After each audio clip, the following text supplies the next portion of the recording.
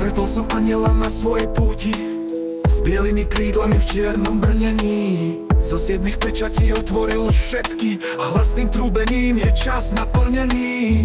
Na hore Ararat stará archa stojí z Noémovho rodu. Všetci sú mŕtvi, 4 jazdci na koňoch už sa blížia. Prišiel koniec sveta jak zjavenia Jána. V dolíne Gita početné vojska, neunikne nikto z veľkého boja. Duchovné bojsko dobra a zla, kto bude víťazom na konci dňa? Z ďalky sa pozerám na pustatinu a zástupy mŕtvych, čo stratili dušu.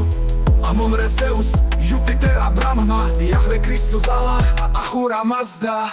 Bohovia dejín, čo tu chceli vládnuť a dotiahli to ku dňu posledného súdu. Otočím sa chrbtom a idem ďalej. Nie je to môj boj a nie som ani aniel.